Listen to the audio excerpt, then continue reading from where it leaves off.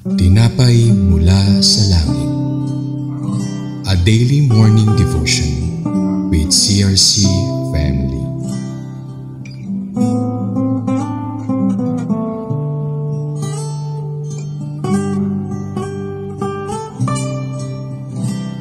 Sa mapagpalang umaga mga kapatid, ako po si Sis Pauline Makuha from CRC Antipolo. Samahan niyo po ako sa ating programang Tinapay Mula sa Langit, ang pang-araw-araw nating debosyon sa salita ng Diyos. Ngayong umaga ay matutunghayan natin ang Josue 19:15 at pinamagatang His cities within Zebulun. Ngunit bago po tayo magpatuloy, tayo dumako sa maikling panalangin. Panginoon, maraming salamat po sa mensaheng aming mapapakinggan sa araw na ito. Nawa po bigyan niyo po kami ng sapat na kaunawaan at karunungan sa mensahe pong ibibigay nyo sa amin. Maraming salamat po at tanggapin nyo ang aming mataas na papuri at pagsamba. In Jesus' name we pray. Amen. Tayo po ay dumako sa mensahe na binigay ng Panginoon na matatagpuan sa Josue 19:15. Ito ang lungsod ng Zebulun, Katat, Nahalal, Simron, Idala, Bethlehem. 12 lungsod kasama ang mga nayong ito. Bibigyan ko lang po kayo ng kaunting background sa ating Bible verse sa Josue 19:15. Dito nakapaloob ang mga listahan ng mga lungsod na matatagpuan sa loob ng teritoryo ng tribo ng Zebulun. At ang tribo ng Zebulun ay kilala sa paglalayag, pagpapadala at pangangalakal nito. Ang kanilang simbolo ay isang bangka o barko dahil ito ang pangunahing paraan upang sila ay kumita ng pera. Sa talatang ito, 3 bagay ang pinakita sa atin ng Panginoon. Una, the Lord bless Zebulun. Sabi sa Genesis 49:13,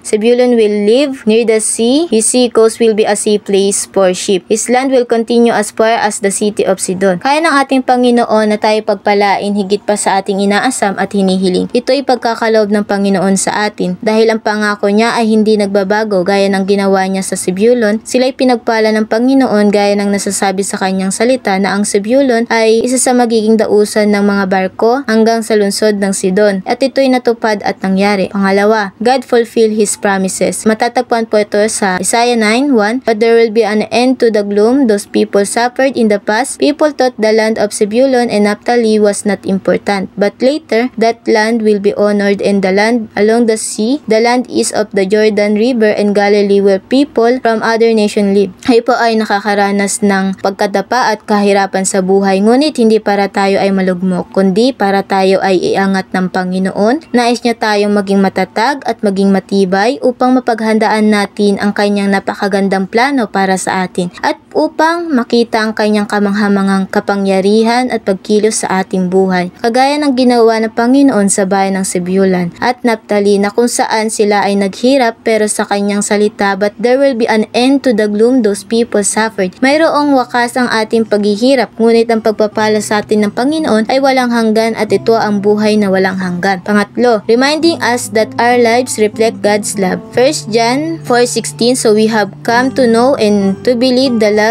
that God has for us. God is love, and whoever abides in love abides in God, and God abides in Him. Ang buhay natin ay sumasalamin sa pag-ibig ng Diyos sa pamagitan ng kanyang mga pangako, sa pagtiyak na ang kanyang mga anak ay may isang lugar kung saan maaari silang umunlad at manirahan. Ang provision ng Lord sa Zebulun ay isang buhay at patunay na ang kanyang pagpapala ay nag-uumapaw, at ang maingat na pagpaplano ng Diyos sa magiging pamana ni Zebulun upang ang mga tao ay manirahan sa ligtas at maayos na komunidad. Ang ating conclusion ay matatagpuan sa Philippians 4:19. And my God will supply every need of yours according to His riches in glory in Christ Jesus. Ito ay nagsisilbing paalala sa atin na ang provision ng Lord ay lubusan. Kung paano niya pinaghati-hati ang promised land ng Zebulun, bibinigay ng ating Diyos ang ating mga pangangailangan sa tiyak at tamang paraan. Kaya nga mga kapatid, nais ng Diyos makita natin kung paano magpala ang kanyang mga kamay sa bawat isa na naniniwala at nananampalataya sa kanya. Paalala na tayo ay magpasalamat sa komunidad, tahanan at mapagkukunan na pangangailangan na ibinigay sa atin ng Panginoon. Dahil ang lahat ng ito ay bahagi ng kanyang pagmamahal at pangangalaga. Tayo po'y manalangin.